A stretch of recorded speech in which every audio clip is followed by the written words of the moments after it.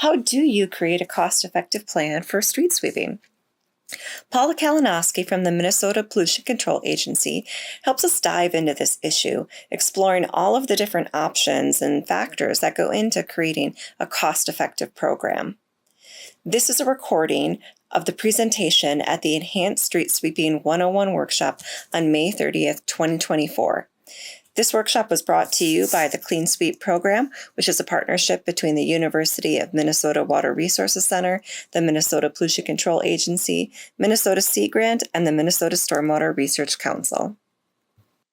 Okay, so a couple of definitions first. So you came to this workshop on enhanced street sweeping, and that's not an official definition. You won't find enhanced sweeping in the civil engineering dictionary or something like that. It's kind of a term that evolved through the studies that and the work of those researchers that Lena was talking about. And really, when you get down to it, enhanced sweeping just means sweeping more than in the spring and fall once, or just the spring if that's all you do, to clean up the residuals from winter maintenance. But that can include, so enhanced sweeping more than just once in the spring and fall or just once in the spring, can include a number of different things. Targeted sweeping, where you're really focusing your efforts, your sweeping efforts in ways to maximize the benefits that you're aiming for. So that might be cleaning up your downtown more frequently because it tends to have a lot of trash or something. It can also mean sweeping those denser tree canopy cover areas because there's a lot more nutrients and you have a nutrient TMDL. And that was what that research was focused on. Another practice that could fall under enhanced sweeping is tandem sweeping, which we'll talk about a little later, which is just simply using two kinds of sweepers, one that's better at picking up large material, one that's better at picking up small material, and having them follow the other, or the high efficiency sweeper follow the mechanical broom typically, or the one that picks up the large material, to get the maximum benefit from that single street sweeping. And then there are any other practice that's going to maximize the benefit of your street sweeping objectives. Okay, so let's connect that research with where and when to sweep. You saw one of these graphs before, but what these graphs are showing you is this is that Prior Lake study. And this is the average amount of, in the case of the graph on the right, the average amount of phosphorus that was recovered by the street sweeper. So that's what's in the hopper of the sweeper. We sampled that material. We weighed the truck, so we knew how much material was in there. We sent that material to a laboratory to get a phosphorus concentration, so we were able to quantify how much phosphorus was actually recovered in those sweepings. And likewise, the total solids here on the left. So we were able to average, so these are showing averages of the amount of material, either solids or phosphorus, that was collected each month over the course of that study. And, you can see that we have these spikes in the spring for total solids, which makes complete sense to me because if I drive around in the spring, the streets have a lot of sand and grit and things on them. Whether you're city sands or not, that stuff gets tracked in by other cars. So adding another sweeping in the spring is a good idea because if you'll notice, it's not like after May or March or April, things just drop to zero, right? I mean, material is always accumulating, and possibly because different cities sweep at different times and vehicles are driving all over the place, stuff gets tracked. So adding sweeping in the spring, kind of a no-brainer.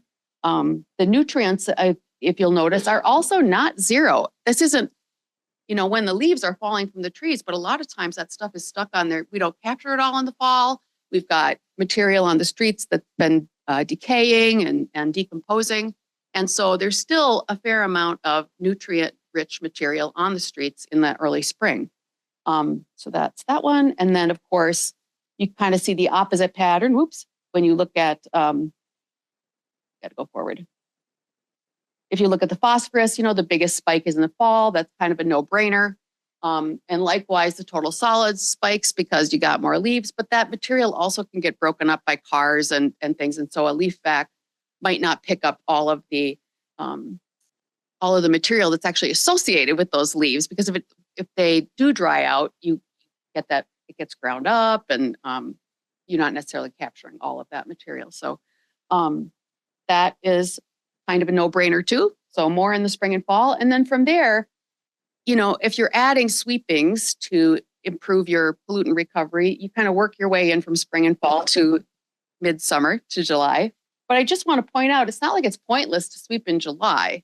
We never had a sweeper come back empty in Prior Lake, even when they were sweeping every week in an area that was residential with no tree canopy. There was just always something there, sometimes not as much. And if you looked at individual sweepings, maybe you'd say, well, that particular one wasn't worth it. But on average, there was always, let's see, I think down here, the lowest number is about 100. Maybe I can't see that from here, but I think maybe closer to 200 pounds per curb mile of solids on the street, even in midsummer. So that's kind of when to sweep. And then we get more into this targeting your sweepings.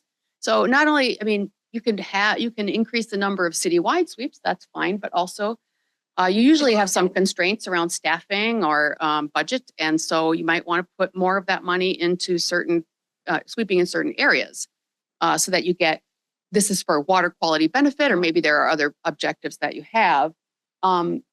We talked about tree canopy in the studies, but to me, and for those of us in stormwater, what makes a lot of sense is to look at your drainage network. So this is one of those Prior Lake study routes. It's shown in orange, the streets that were swept. I've got overlaid on that their storm sewer network. And then these circles are outfalls. The red are those that are the streets drain directly to that outfall. So we've got a number of segments of street that are draining directly to Prior Lake, whereas the pink, these outfalls are at BMPs and maybe surface drainage ways. So there's some treatment provided by those BMPs. So I would prioritize things that drain directly to the lake, right? Because there's no other BMP that's going to capture that runoff. And so maybe your sweeper comes through this area pretty regularly and less often these other streets, or maybe we just take that whole area and sweep it more often.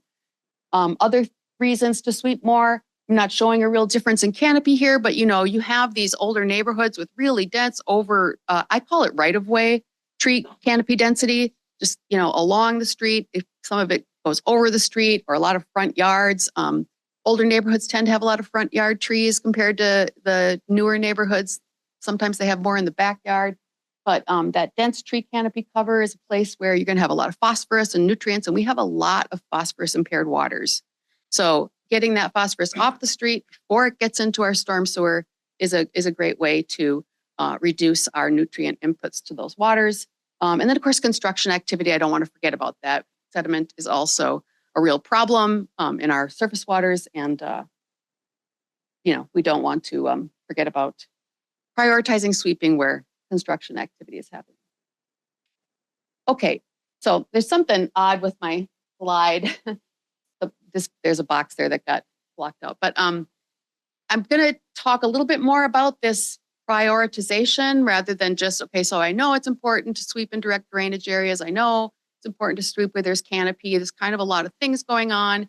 And so this is a big picture strategy if you get into planning. So if you want to sit down and think about what kind of sweeping can we do, and what do I want to prioritize, this exercise takes us through this. The what you need box over there, I'll tell you the things that are listed. You need to understand your drainage network.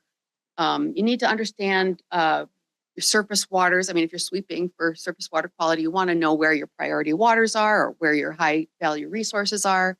You're going to need to have some data, street centerline data, or it could be curb lines or anything that represents the street pretty well, and tree canopy assessment. You need to kind of look at your tree canopy citywide and make an assessment. So our general strategy is we've got our bucket of municipal streets. We want to figure out which streets drain to which water resource, and you can prioritize one water resource over another. Once you get into that, at that level, we can talk about streets that drain directly or drain to PMPs, and I would prioritize those that drain directly. And then within that group, you may have low and high canopy areas, and here's your golden ticket right here, right? So it drains directly to a high value resource and there's high canopy in the right of way. So some of that, I mean, that all sounds great, but how do you do that at a practical level? These are things we would get into in more detail when we do our planning planning street sweeping workshop. I can't remember the exact name of that one, but you want to start with those sewer sheds, surface. If anybody who works in stormwater, you know this, right? The surface drainage it can be a little bit, if you're looking at topo, it can be a little bit deceptive in an urban area because you have storm sewers that drain streets. So you take a look at your storms, your sewer sheds, figure out which streets are in, you aggregate those over either at a BMP level, or here I'm showing an example from Woodbury that's got those sewer sheds aggregated around some of their surface waters. The 6 key lakes and a few other lakes or ponds that we organized them into. And then I've got the curb miles or the lane miles quantified. So now I know if I want to sweep everything that's going to Bailey Lake, I've got 100 lane miles. Okay, sorry, I guess it's hard to hear me when I'm not right up by the mic. And then, would I sweep that as a route? I mean, you can see that these drainage areas cut through in the middle of a street someplace. It doesn't make a lot of sense for a driving route. Probably things like snowplow routes, et cetera, make more sense. But you can approximate that. And what I'm showing in the lower right here is a zone. We call these sweeping zones, where we've got some areas that are more or less within those. They fall within one of the water resource drainage areas. They're relatively homogeneous with respect to other factors that we would use to prioritize sweeping, meaning how connected they are to that water body, what their tree canopy characteristics are. So and they're contiguous. So maybe not every street in this blue area is high canopy, but overall that area is. Overall, it's got a certain connectivity, and we would give that blue zone a certain priority. That makes sense? Everything making sense so far? Yeah, okay. Tree canopy is the one that I think stops people the most. I mean, it's really common sense, right? You drive down the street, you know where there's high tree canopy. But if you're trying to put that into a plan, you actually got to map it kind of to say, this is where I want you to sweep. Because, I mean, maybe if you have a great knowledge of tree canopy, you don't need to go through an assessment exercise like this, but there are a couple ways to go at it.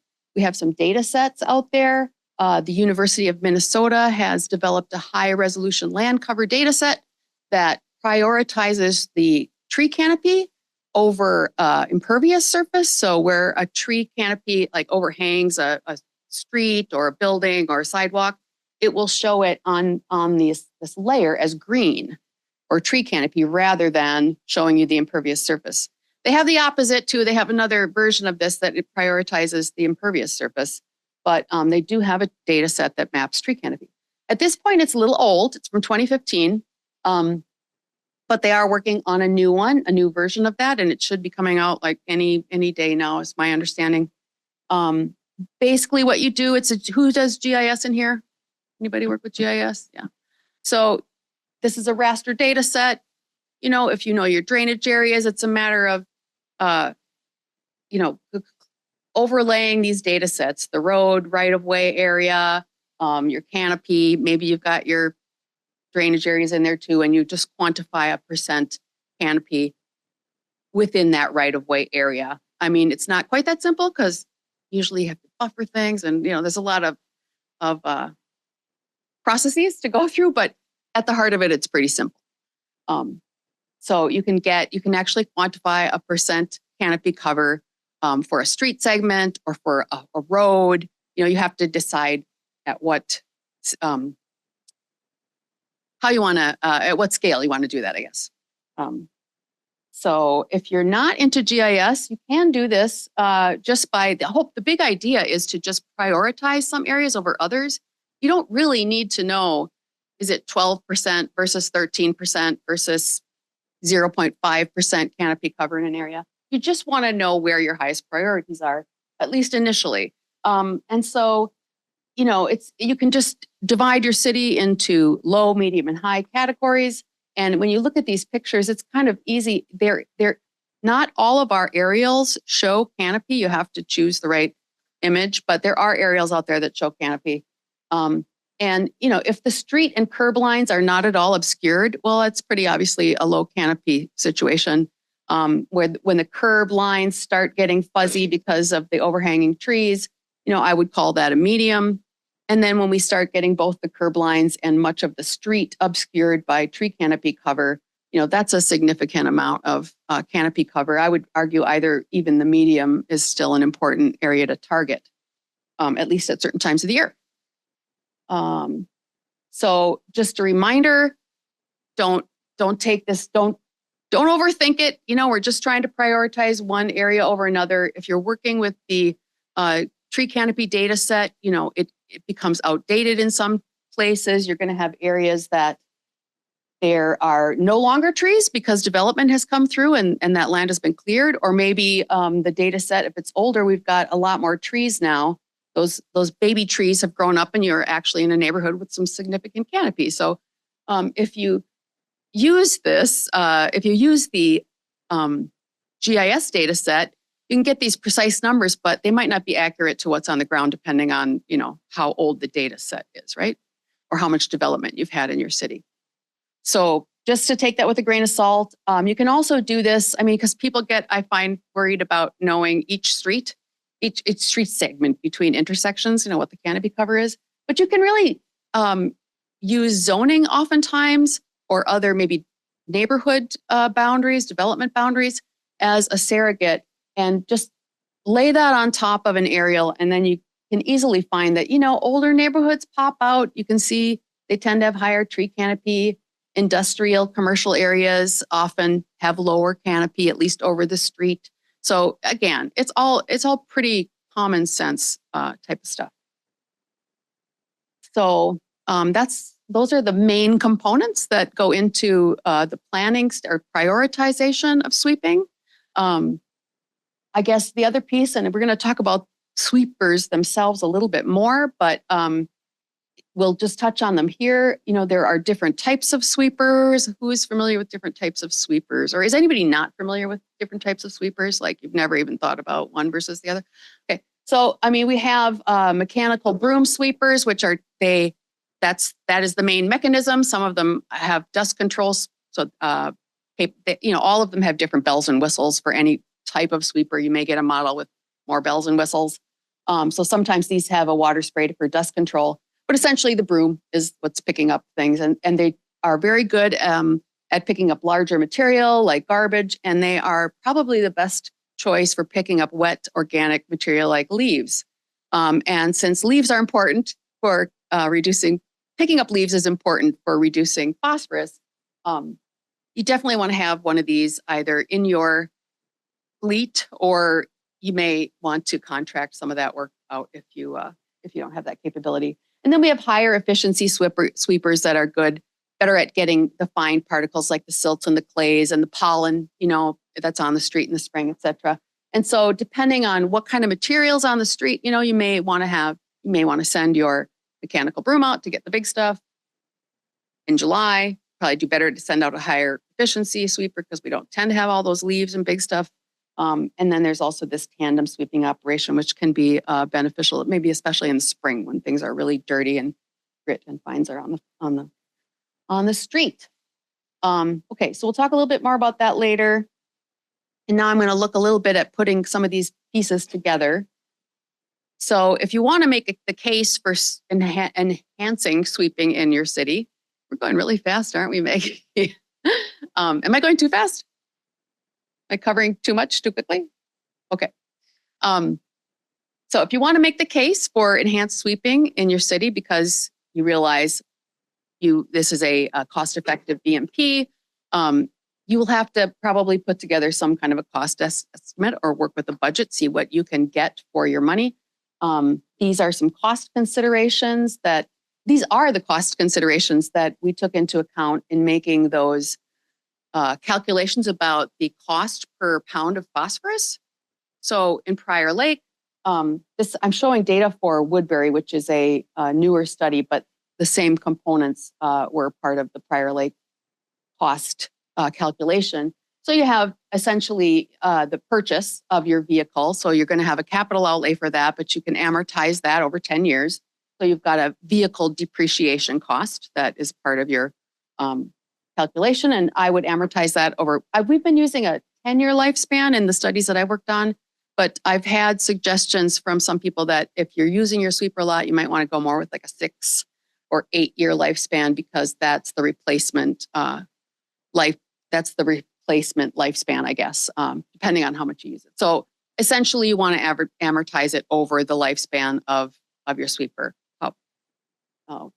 And then, of course, you have other vehicle-related costs like refurbishment. You're going to have to replace some brooms. You're going to have to replace some other mechanical parts in there. You've got, changing oil, things like that, tires, other jets and things that need to get cleaned out or replaced. So we had some estimates that I received from a manufacturer in this study. I think in Prior Lake, we used records from their public works department. And then, of course, you've got the sweeper operation. So there's a labor cost, should include, labor and benefits. Sometimes we put a little bit of, it's more of an average wage because maybe you've got some administrative people or an engineer that's doing the planning, as well as other, people that are doing sweeper operation and vehicle maintenance, so you've got to take that into account. Of course, you've got your fuel, which is hard to predict, but and then disposal fees, which is also going to jump all over the place and be pretty case specific. For Woodbury, we got an estimate from them of what it costs them to take their material to a landfill, that they are about 30 miles from where they take their material to be landfilled. So some of us maybe are located in places where it's farther away. Maybe your landfill doesn't charge you for this material because they need it for daily cover. So it's a bit more case specific, but you may or may not have much of cost associated with that. Okay, so those are the things that went into the cost calculation. Here's some information from Woodbury. So we did a street sweeping. When I worked at EOR, I used to work at a consulting company, and we put together an enhanced street sweeping plan for the city of Woodbury with the South Washington Watershed District, who paid for the study, and estimated the costs that that the city would incur for different sweeping scenarios. So they owned a regenerative air and a mechanical broom sweeper at the time. And so we looked at, okay, if you bought one sweeper, how much sweeping could you do? If you bought 2 sweepers, bought 3. So we had different hypothetical scenarios, calculated the cost, and looked at that. And so what I'm showing here, so I've got the pie charts. The component is highlighted in the same color in this figure caption. So it's really hard for me to read it from here. It's at a funny angle. So I think green is the vehicle. Yeah, the purchase price. So those vehicle costs are lumped into the green part of the pie. Labor is blue. And then we have the disposal fees and yellow for fuel. And really all this is showing you, so if we go around these figures, we're increasing the amount of sweeping that they're doing from, I don't know how many spring and fall only, which was about 1,200 miles of lane miles of sweeping.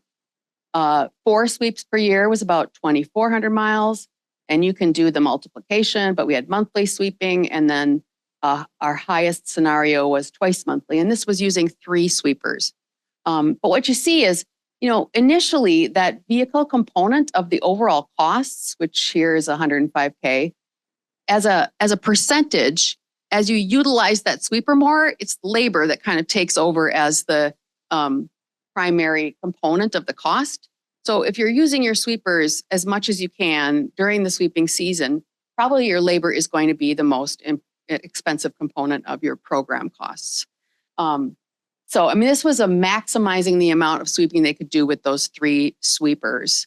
But do notice, so they're doing twice monthly would be, let's see, how many sweepings is that compared to spring and fall only? I think this was 8 months. So that's 16 sweepings versus just 2.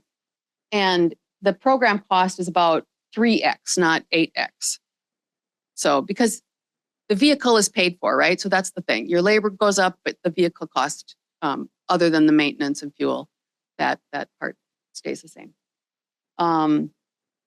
People have been interested in this graph when I do these studies. While the total cost of sweeping goes up, there is some efficiency that's gained by sweeping more. The cost per mile of operation obviously goes down as you sweep more because, again, capital outlay is a big component of that cost. Initially, you use the sweeper more, it's a more cost-effective per lane mile.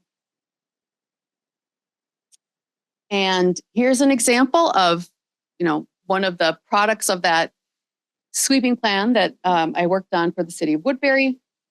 This combines those cost estimates that we were looking at. What's the cost of sweeping with those predictive components? How much pollutant am I going to be able to recover using metrics? We'll look at some sample metrics here, but using those metrics that I talked about from Prior Lake, right? So if I sweep in March and I sweep, 5 miles, how much, and it's low canopy, high canopy, whatever, how much am I going to recover? So I've got, here's again, those costs outlined, and that's the total program cost, and then the cost per lane mile. And then here's our sweeping scenarios. So they go from the least frequent to up to weekly sweeping. And of course, the total program costs go up, but the cost per lane mile goes down. And then we have cost efficiency quantified as dollars per pound of phosphorus. So I showed you a graph like that before, but I'm just saying we collected, 500 pounds. It cost us, $5,000 to do that. That's $100 per pound of phosphorus. So for each of these scenarios, we looked at that and, notice that cost actually does go down too, because again, we go back to that vehicle, that capital outlay for the vehicle.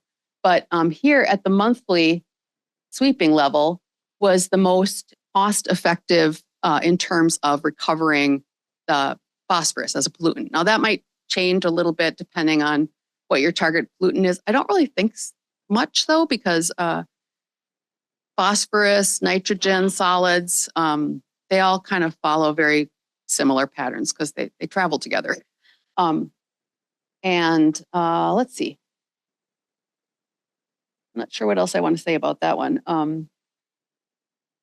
But this would be a product that if you come to our lunch and learn in September, you would learn a little more about the tools that are available to develop something like this, to be able to go to your city council and say, hey, we need to meet this waste load allocation. We're going to have to reduce by so many pounds of phosphorus. Look here, we can do this for $300 a pound if we buy a sweeper.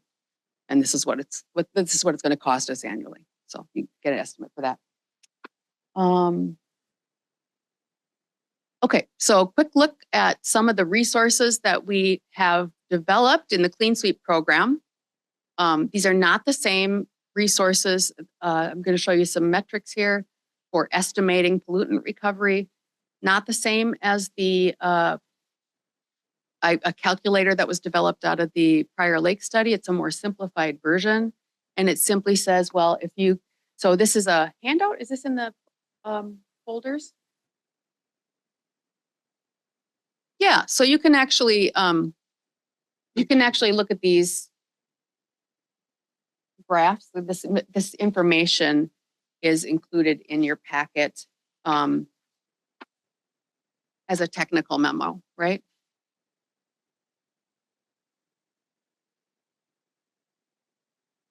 I'm just wondering if anybody can hold it up.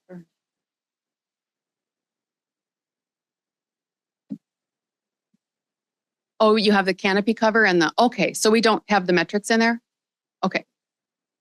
Yeah, okay, well, we can send up, So you can actually get this on the Clean Sweep program website too. You can download this quick estimating tool, the QET, and you can use that with the visual canopy cover assessment that's in your packet, and some of the other cost estimates if you want to do a rough, back of the envelope kind of calculation. So the QET, quick estimating tool, says, hey, let's just put all of your streets into some large buckets and we can maybe estimate what you would be able to recover for sweepings at different times of the year. And so you've got low canopy streets, which we've defined as anything that's got, that low canopy based on your visual assessment pictures, but it's about less than 5% or less canopy cover in the right of way. And anything higher than that is in this second category. So, and then we've got sweeping in spring, summer, and fall. So you take your right of way tree canopy cover classification, whether it's below 5% or above that. So low or medium and high go into this category. And this is saying, okay, in spring, I would expect to recover about 386 pounds for every lane mile that I sweep of solids on a dry mass basis.